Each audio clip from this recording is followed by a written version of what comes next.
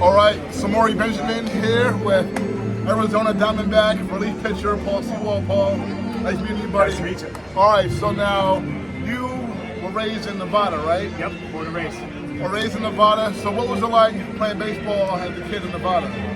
We had a big group of really supportive dads, a couple years younger, a couple years above me, that really made the travel ball scene really grow when we got to when I was a kid, from like 8 to 12 into high school, and that's why you see a huge group of the major leaguers that finally have broken through and made, Vegas one of the baseball cities in town. We have people like Bryce and KB and Gallo, and there's been 15, 20 of us kind of in that like 3 years younger, 3 years older kind of age range. Yeah, there's even a new Yankee that just debuted from Nevada, Austin Wells, the catcher. Yeah. So in Nevada, there's no Major League Baseball team. At least not yet. It's coming definitely. It's coming soon. But when you were raised, there wasn't one. So did you have a favorite team growing up? Grew up a Dodger fan. I don't like to admit that now, especially on Arizona. That's a really bad thing to admit. Grew up a Dodger fan. Both my parents are from LA, so I kind of took the LA team when I was a kid. Yeah, no, I mean it's cool. I ask ball players all the time about what they rooted for growing up, and so some real interesting answers, And all right, so what are some of your fondest memories of the Dodgers as a kid growing up? I think just going to Dodger Stadium, get a Dodger Dawn, just the gigantic speaker system. I just remember how loud it would be when they would hit a homer, and it's still pretty loud when they hit a homer. Now it's worse because I'm on the visiting team. So I just think of a perfect day game with a Dodger Dawn as a kid. Nice, awesome. And do you have a favorite player growing up? Hey George, he is my favorite player. My favorite Dodger would have been Eric Gagne. Definitely, and Pedro Martinez definitely was, for me, the best pitcher I've ever seen. And Eric Gagne, he was the man, had that long save streak when he was in his prime with the Dodgers there. Now, okay, so now I know your high school, Bishop Gorman, right? Yep. I know there's a lot of guys who come out of there to the pros and all the sports, so that's really cool. I mean, what was just high school baseball like in Nevada? So, we weren't very good at any of the sports when I was in school. So when I got there, we finally won basketball for the first time in 25 years. Basketball, we were pretty good. First time in football was my seniors in 25 years. Now it's like Gorman wins in everything. They win baseball, they win basketball, they win football. Now they built that brand new campus. So now you see them on ESPN as a high school football team. But we were just a small Catholic school when I went to school. Now you went to college in San Diego? Yep. Okay. You went to University of San Diego. Now, how did you end up there? Anyone who's been to the University of San Diego or San Diego in general, you spend 5 seconds at the campus and you're like, this is where I want to go to school. So we were a top 25 program before I got there, top 25 when I was there, and it just was a really good opportunity for me. Nice, yeah, you're right. San Diego, I've been there one time, that was last summer. I went to Petco Park, the Padres Stadium. Amazing, beautiful city, beautiful ballpark. Yeah, so I definitely understand that. It must have been really cool going to college in San Diego. All right, so now you get drafted, 2012 or 2013? 2012 by the Mets. Exactly, by the Mets. So minor leagues, you began your minor league career, I believe, in Brooklyn, right? Brooklyn Cyclones. With the Cyclones. So how was that for you?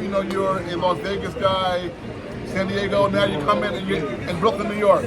That was an adjustment. That was a life adjustment. You just get thrown in, you're so young. I was just, obviously school, I lived away from my parents, but not truly, you're kind of on campus, that sort of thing, and then you just get thrown into the biggest city in the entire world. That was an eye opener, but it was a great experience. Brooklyn has that's one of the best minor league stadiums and environments that you can have, and it was a really cool, great way to get introduced to the minor league. Yeah, Coney Island, and so cool. So before you get called up, you are pitching in AAA in Las Vegas, in Nevada, your home state, and all that. So what was it like before you get called up to get to pitch at home? Yeah, it just was. It was cool. I hadn't pitched in Vegas in I'm trying to think 8 years since I was in high school. So it was fun to get back there and get to have family, friends, kind of live at home, kind of keep that close to the family thing, because the minor leagues are tough and it's a grind, especially when you're that close to the big leagues. So it was nice to have that family support.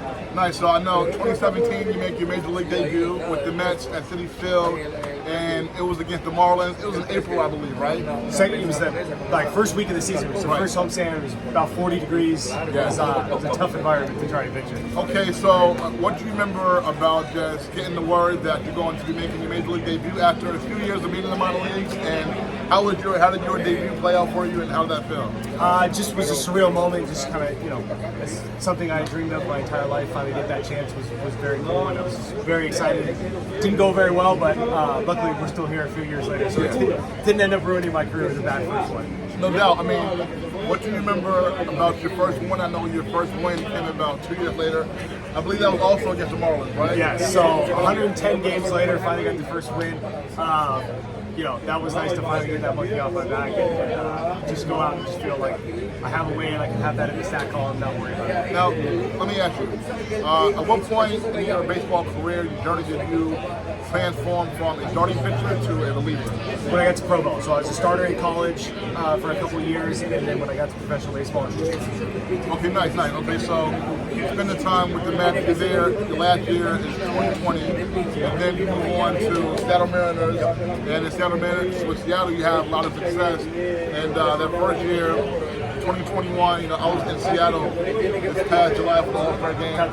First time in Seattle. It was a beautiful place. I really enjoyed being there. And so, how was Seattle for you? And you pitched really well in 2021. Yeah, I mean, I changed a couple things about myself. I tried to go more for the sweeper slider, rising fastballs, kind of did a 180 on how I pitch and changed my career. And, had some incredible success. I think I'm obviously biased, but I think I became one of the best pitchers in baseball in 2 years there over that consistent period. Made a name for myself and really enjoyed our time. Broke through the playoff drought there and got to play in the playoffs. And really thankful and really happy with everything that happened in Seattle. Exactly. The last year you all broke that playoff drought, and before that they had not been in the playoffs since 2001. And in Seattle baseball, it's funny because I grew up here and grew up a Yankee fan, and first time I saw the Yankees in the playoff, they played Seattle in '95, and Seattle beat them, and my heart was broke. So Seattle always just kind of like had, a appreciation for Seattle baseball and all that. And so last year, you helped them end that long drought. And you also first, I know, did get the Mets last year at Citi Field, right? Yep. Now, you had success in that appearance to get the Mets last year. So just, what was it like, you went up against a team who you spent your whole minor and major league career with before you left to Seattle. Now you're back in Citi Field pitching against them. It was emotional. It was, I was very thankful for everything the Mets gave me. They drafted me, they developed me, got me into the major leagues. I got some service time there. Was a little unhappy with maybe some coaching decisions and how they lacked that development when I got to the major leagues. And so it was very exciting to get back there and dominate and pitch well against them and kind of show them like this is what you missed out on. But very thankful for everything the Mets gave me. Now that's in the past, but it was the first time going back was fun. Right, and the proof is in the pudding. The numbers, right? They don't lie. You have pitched really well the last 2 years. Now you got traded to Arizona this year during the season.